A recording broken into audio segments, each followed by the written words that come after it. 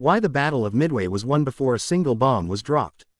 At 10:22 in the morning on June 4, 1942, three of the most powerful warships ever built were burning simultaneously on the Pacific Ocean. Not damaged, not listing, burning. Black columns of smoke rose thousands of feet into the clear blue sky and flattened at altitude into pillars visible for 50 miles in every direction. The men on the American destroyers standing by to pick up survivors could feel the heat. From a mile away, the smell of burning aviation fuel and burning steel and burning men drifted across the water and settled on every ship within range. In the history of naval warfare, no fleet had ever concentrated so much power in so few ships. In the history of naval warfare, no fleet had ever been so completely unmade in so little time. 6 minutes. From the moment the first American bomb hit a Japanese flight deck to the moment 3 carriers were mortally wounded, 6 minutes had passed. 6 minutes that ended Japan's hope of winning the Pacific War. 6 minutes that determined the fate of every island between Hawaii and Tokyo. 6 minutes that a Japanese admiral named Isoroku Yamamoto had spent years trying to prevent and an American admiral named Chester Nimitz had spent months engineering. But here is what most people don't understand about the Battle of Midway. Those 6 minutes were not decided on June 4, 1942. They were decided weeks earlier, in a basement, by a man in a bathrobe. This is that story. To understand what happened at Midway, you have to understand what Japan thought it was doing in the spring of 1942.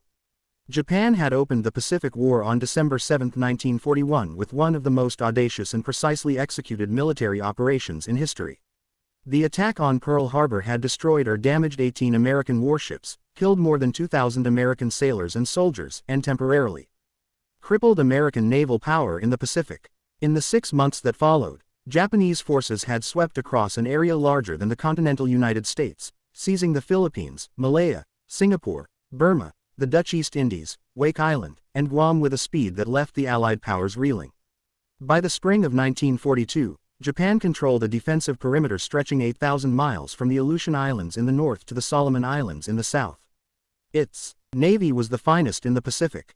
Its carrier air groups, built around men who had been flying combat since the war with China, were the most experienced naval aviators in the world. Its army had not suffered a significant defeat since the war began. And yet Isoroku Yamamoto, the architect of the Pearl Harbor attack, was not satisfied. Yamamoto was not a man without self-awareness. He had spent years in the United States, studied at Harvard, served as naval attaché in Washington, and watched American factories and shipyards with the close attention of a man who understood exactly what they were capable of. He had opposed the war. He had told Japan's civilian leadership before Pearl Harbor that he could run wild in the Pacific for 6 months, perhaps a year, but that after that he could offer no guarantees. He understood, with a clarity that few Japanese officers shared, that Japan could not win a long war. American industrial production would eventually overwhelm any advantage Japan had gained in the opening phase. The only way Japan could win was a single decisive blow that destroyed American carrier power in the Pacific before 1942 was out. A blow that would force the United States to negotiate rather than continue fighting. A blow that would make the cost of reconquering the Pacific too high for American public opinion to sustain.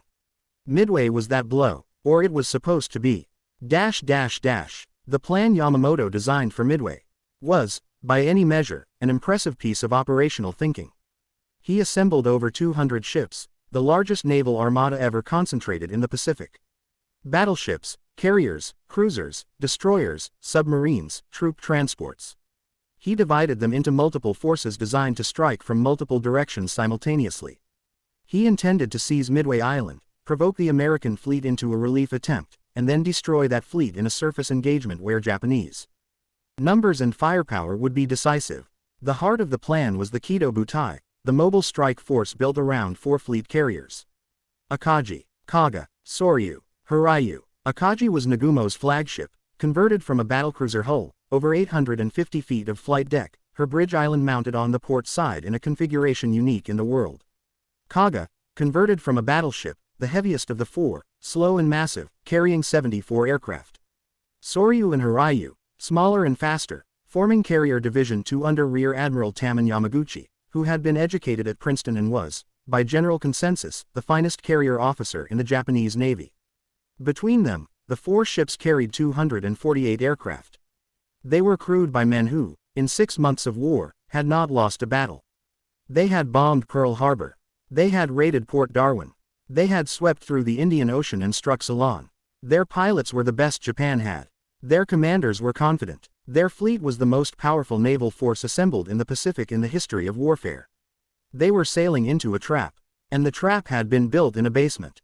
The basement was beneath the Pacific Fleet headquarters building at Pearl Harbor. Its occupants called it the dungeon. It was cold, cramped, and smelled of cigarette smoke and coffee and the particular kind of exhaustion that comes from working without sleeping for weeks. The man in charge of the dungeon was Commander Joseph Rochefort. Rochefort was brilliant, difficult, profoundly eccentric, and had been living in that basement since December 1941. He wore a red smoking jacket over his uniform to stay warm. He shuffled around the dungeon in his bedroom slippers. He slept on a cot when he slept at all. He was the kind of man who was almost impossible to work for and completely irreplaceable. His job was to break Japan's naval code. Japan's primary operational code in the spring of 1942 was called JN-25B. It was a complex cipher system that encrypted messages using a combination of code groups and additive tables, and by the spring of 1942, the American codebreaking effort had been working on it for months. They could not read everything. They could not read most things. But they could read enough fragments, partial messages, traffic patterns, to understand the outlines of what was being planned. By April 1942, Rochefort's team could see the shape of a major offensive in the Central Pacific. The target appeared in intercepts only as AF. Rochefort was certain AF was Midway. His analysis of traffic patterns, the logistics being assembled, the units being assigned, all pointed to the same conclusion. The problem was that certainty was not proof. Naval intelligence in Washington preferred a different analysis. They thought the Japanese were targeting the American West Coast, or possibly Australia. Rochefort needed to prove that AF was Midway. So he arranged a test so elegant in its simplicity that it has been cited in intelligence history courses ever since. He sent a message to the American garrison at Midway, transmitted in plain unencrypted text, deliberately interceptable by Japanese signals intelligence, reporting that the island's water distillation equipment had broken down and Midway was running short of fresh water. 2 days later, a Japanese signal was intercepted and partially decrypted. It reported that AF was experiencing a fresh water shortage and requested that the invasion fleet carry additional water supplies. The trap closed. AF was Midway. Rochefort could now give his commander not just the target but the date, June 4th or 5th, and the composition of the attacking force. The number and identity of the carriers. The approach course. The approximate timing of the initial strike. The man Rochefort briefed was Admiral Chester Nimitz, Commander-in-Chief of the United States Pacific Fleet. Chester Nimitz was 56 years old in the spring of 1942. White-haired, with light blue eyes that rarely betrayed what he was thinking. His most confrontational declaration when pushed to his limit was reportedly "Now see here." He was not a dramatic man. He was not a theatrical man. He was a man who read information carefully, made decisions quietly, and then stood behind those decisions with a steadiness that the people around him found either reassuring or terrifying depending on the circumstances. The circumstances in May 1942 were as difficult as any American admiral had ever faced. He had no battleships available. The Pacific Battle Line had been destroyed or damaged at Pearl Harbor and the surviving ships were either under repair or operating in the Atlantic. He had 3 aircraft carriers, Enterprise, Hornet, and Yorktown, and a piece of intelligence that might be the most valuable single document in the Pacific War. But the Yorktown was a problem. She had been badly damaged at the Battle of the Coral Sea in early May. The initial damage assessment from the repair crews said she needed 3 months in dry dock. 90 days of work before she would be ready to fight again. Nimitz went to the dry dock and looked at the damage himself. Then he turned to the repair superintendent and said, "How long to make her operational? Not how long to make her perfect. How long to make her operational?" The superintendent studied the damage. He thought about it. Then he said, 72 hours. Nimitz said, "You have 72 hours. The Yorktown was moved into dry dock on May 27. 1,400 workers swarmed over her around the clock in 3 continuous shifts. They welded new steel over torn compartments. They patched bulkheads. They replaced destroyed equipment with whatever was available. They did in 3 days what the engineers had said would take 3 months. On May 30th, the Yorktown steamed out of Pearl Harbor under her own power. Japan believed she was at the bottom of the Coral Sea. Nimitz sent all 3 carriers to a position northeast of Midway, designated Point Luck. He chose this position because the intelligence gave him the Japanese approach vector and he could place his carriers behind the flank of the incoming fleet, outside the search patterns Yamamoto had planned, in a position from which they could strike after the Japanese had committed to their attack on Midway. Yamamoto had stretched a submarine picket line across the approaches to Hawaii, designed to give early warning of any American carrier movement. The line was in place by June 1st. The American carriers had passed through by May 31st. The net Yamamoto stretched across the Pacific was watching empty water. The fleet it was designed to detect was already at Point Luck, already waiting, already in position to execute an ambush against an enemy who didn't know the ambush existed. Japan did not know this. It would not know it until the bombs were falling. June 4, 1942, 4:30 in the morning. The Kido Butai turns into the wind 300 miles northwest of Midway. The Pacific is still dark. On the flight decks of 4 carriers, aircraft handlers in white uniforms move aircraft into position by lamplight. The smell of aviation fuel and the sound of engines coughing to life sit in the pre-dawn air. 108 aircraft, dive bombers, torpedo bombers, fighters, lift off the decks in sequence and climb into a sky shifting from black to deep blue. Nagumo retains half his aircraft in reserve, armed and ready. His torpedo bombers carry Type 91 aerial torpedoes against the possibility that American warships are found. His dive bombers wait, armed with land attack bombs for a land attack mission. This is doctrine. This is prudent. He does not know the Americans are 200 miles to his northeast. He also does not know about the catapult. On the cruiser Tone, a catapult malfunction has delayed the launch of one of Nagumo's scout planes by 30 minutes. Each scout covers a specific search sector, slices of ocean radiating outward from the fleet. The Tone's delayed scout is assigned Sector 7, the sector that passes directly over the American carriers. It launches 30 minutes late. It will not complete its route correctly. It will not see what it is supposed to see until it is too late for that information to matter. The single mechanical failure that will determine the fate of Japan's carrier fleet happens on a cruiser catapult before dawn on June 4th, and nobody on either side knows it yet. The Japanese strike hits Midway at 6:30 in the morning. Fuel tanks burn. Hangars take hits. Black smoke rises from both islands. But the runways survive. The atoll survives. And Lieutenant Joichi Tomonaga, the strike leader, makes a professional assessment on his way back to the fleet. His radio message reaches Nagumo at 7:05. It is unambiguous. A second strike is needed. Nagumo has received no reports of American ships. He makes a decision that, by every measure available to him at that moment, is the correct one. At 7:15, he orders his reserve aircraft rearmed. Torpedoes off, bombs on. Land attack weapons for a land attack mission. On 4 hangar decks, hundreds of aircraft handlers begin the slow manual work of changing out the ordnance. Torpedoes, heavy, cylindrical, expensive, are pulled off aircraft and set on the hangar deck floor. The clock is running. 25 minutes later, at 7:40, the Tone's late scout finally radios in.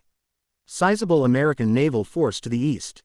Composition unclear. By the time the full report reaches Nagumo, it is 8 o'clock in the morning. His hangar decks are 45 minutes into the rearming. His first strike wave is in the air overhead and needs to land. His fighter combat air patrol is cycling through fuel and ammunition. And now, American ships. He orders the rearming reversed. Torpedoes back on. Then a second report contradicts the first. The American composition is uncertain again. He orders the bombs back on. Then a third report confirms it. American carriers. At least one. There is no good option. No version of the next 90 minutes ends cleanly. In the chaos of the reversals, men running in 2 directions at once, ordnance that cannot be properly stowed in the time available. Bombs and torpedoes are left where they lie, against the bulkheads of 4 hangar decks, between aircraft, beside fuel lines. The handlers are doing everything that can be done. There is simply no time. Those weapons will not be used against American ships. They will be there when the American bombs come in, unsecured, armed, on the hangar decks of vessels packed with fueled aircraft. The Kido Butai is carrying the instrument of its own destruction. No one in that fleet knows it yet. Before the dive bombers arrive, the torpedo bombers come. Lieutenant Commander John Waldron commands Torpedo Squadron 8 off USS Hornet. He is 41 years old, part Sioux, and he has said plainly to anyone willing to listen exactly what he expects this mission to cost. His words to his men before the launch are on record. He told them, "If there is only one plane left to make a final run in, I want that man to go in and get a hit. May God be with us all." Vermont 8 launches 15 Douglas TBD Devastators without fighter escort.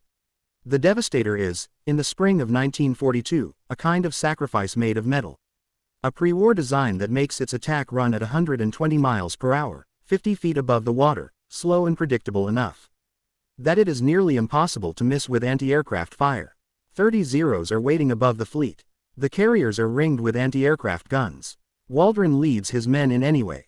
Every plane is shot down. Every man in Vermont 8 is killed but one. That one man is Ensign George Gay, 24 years old. He is blown out of his cockpit into the Pacific Ocean as his aircraft goes down. He finds a floating seat cushion and hides beneath it as Japanese fighters strafe the water around him. He will float there for 30 hours. He will watch everything that happens next from the water, helpless, alone, unable to communicate. He is the only witness to what Waldron's men bought with their lives. 3 separate torpedo squadron attacks follow. 42 torpedo aircraft attack the Kido Butai in total. 6 return to their ships. Not a single torpedo hits its mark. By every measure the men in those aircraft could apply, every torpedo attack on June 4. 1942 is a failure. There is a different measure. Every wave of low, slow torpedo bombers had pulled the Japanese Zeros down to sea level, where they needed to be to make their gun runs. The carriers had maneuvered hard to comb the torpedo tracks. Their formation was scattered across miles of open ocean. And above them, the airspace from 5,000 feet to 19,000 feet, cleared by the deaths of 36 men, was empty. Lieutenant Commander Clarence Wade McCluskey was up there. He had been flying for over an hour. He was almost out of fuel. And he could not find the fleet. McCluskey was Enterprise's Air Group Commander. He had launched at 7:52 that morning with 2 squadrons of SBD Dauntless dive bombers. 33 aircraft, each carrying a 1,000-pound bomb. The plan was to find the Japanese carriers at the calculated intercept point and attack. At 9:20, McCluskey arrived at the intercept point. The ocean below was empty. Blue water and scattered cloud. No carriers, no fleet, nothing. He began a box search. Pushing further south, then west. Burning fuel that had no replacement waiting. His pilots flew in silence. The ocean stayed empty. McCluskey was not a dramatic man. He was a methodical pilot who was very good at what he did. And what he was doing now was the math. Fuel gauge against probability. Distance against return range. The calculation that every pilot in an extended search eventually faces. He extended the search. He kept going. And then, at roughly 9:55, he saw a white line on the water below. A single destroyer, heading north at full speed. Arrow straight, leaving a clean white wake on the blue surface. The vessel was the Arashi, a Japanese destroyer that had lingered behind the fleet to attack the American submarine Nautilus, which had been harassing the Kido Butai all morning. The Arashi was now racing at flank speed to rejoin the fleet. From 19,000 feet, McCluskey looked at that wake and followed where it pointed. Japan's own ship was guiding him in. 10 minutes later, the carriers appeared below. Gray rectangles on blue water. Their wakes fanning out behind them. The white specks of the escort screen surrounding them. By complete coincidence, at nearly the same moment, Lieutenant Commander Maxwell Leslie arrived overhead with Yorktown's bombing Squadron 3. 3 squadrons from 2 carriers, converging over the same targets with no coordination, no shared radio net, no common plan. The airspace above the Kido Butai, cleared by the deaths of 36 torpedo crews, was about to receive them uncontested. What happened in the next 6 minutes has been studied, reconstructed, and argued over by naval historians for 80 years. Dick Best, commanding VB-6, was set to lead his full squadron down onto Akagi, the Pearl Harbor flagship. When a communications failure canceled his radio order, and the squadron ahead of him began diving on Kaga instead, Best had a fraction of a second to decide. He pulled up. His entire squadron was already committed to Kaga below. He had 2 wingmen left, Ensign Fred Weber and Ensign Ed Kroger, close enough to see his hand signals through the canopy. He gathered them on his wings and turned toward Akagi. 3 aircraft, against the flagship of the fleet that had bombed Pearl Harbor. Best held his Dauntless in the dive. Above Akagi, the flight deck filled his bomb sight. He held through the pull-out instinct. Held through 3,000 feet. Held through 2,500. He released at 2,000 feet and pulled hard. The G-forces grayed the edges of his vision. He did not see where the bomb landed. It penetrated to the upper hangar deck and detonated among fueled aircraft. Armed with the torpedoes and bombs that Nagumo's men had pulled off and piled against the bulkheads in the chaos of the reversed orders, the secondary explosions tore through Akagi from below. She was on fire within minutes. At nearly the same instant, 3 bombs hit Kaga. A fuel truck parked on the flight deck detonated and killed everyone on the bridge. The fires, fed by the ordnance piled on the hangar deck, were beyond anything her damage control parties could contain. At nearly the same instant, Leslie's bombers hit Soryu. 3 bombs. She was stopped dead in the water within minutes. 3 carriers struck inside 6 minutes. The time is 10:22 in the morning. Below the surface, in the water between the burning ships, George Gay watches the smoke climb from beneath his floating seat cushion. He has been in the ocean for hours. He watched Waldron's men die. He could not report it. He could not know what their deaths were buying. He knows now. The 4th carrier, Hiryu, was undamaged. Her commander, Rear Admiral Taman Yamaguchi, Princeton-educated, aggressive, ice-calm under pressure, assembled his remaining aircraft and launched everything. He sent 18 dive bombers north. He was not conceding the battle. He was fighting it. Hiryu's pilots found the Yorktown. They hit her twice. She listed hard and lost power. Her crew began to abandon ship. The pilots returned. 1 American carrier destroyed. Yamaguchi launched a second wave. Torpedo bombers. They found a carrier and hit her twice more. Japanese signals went out. 2 American carriers destroyed. The battle might yet be recoverable. The carrier Hiryu's pilots attacked twice was the Yorktown. Both times, the same ship. The ghost ship repaired in 72 hours at Pearl Harbor, sent to a battle Japan didn't know she was attending. Hiryu had spent her entire remaining air strength on a vessel Japan had already written off as sunk. Not 2 carriers. 1 ship, hit 4 times, refusing to sink. Late in the afternoon, a Yorktown scout located Hiryu. Enterprise launched her final strike. 4 bombs hit. Hiryu began to burn. Yamaguchi was offered evacuation. He declined. He removed his cap, handed it to a subordinate, and turned to face the sea. The finest carrier officer in the Japanese Navy went down with his ship in the early hours of June 5. The accounting when it came was spare. Japan lost 4 fleet carriers, 1 heavy cruiser, 248 aircraft, and approximately 3,500 men, most of them going down with their ships or dying in the attempt to save them. Among the dead were over 700 aircraft technicians and maintainers, specialists who had taken years to train and could not simply be replaced. The United States lost the Yorktown, 1 destroyer, 144 aircraft, and 362 men. Between 1942 and 1944, Japan built 6 carriers. The United States built 17. In every industrial category, American output exceeded not just Japan but all Axis powers combined. The weight of history shifted at Midway and did not shift back. But the numbers are not where this story ends. Dick Best flew back to Enterprise on the afternoon of June 4 with something wrong with his lungs. A loose soda lime canister in his aircraft's oxygen system had exposed him to caustic vapor during the dive. He did not know it yet. Over the following weeks, the damage developed into tuberculosis. He was admitted to a sanatorium in 1942. He spent most of the remaining war years there, watching the war continue without him.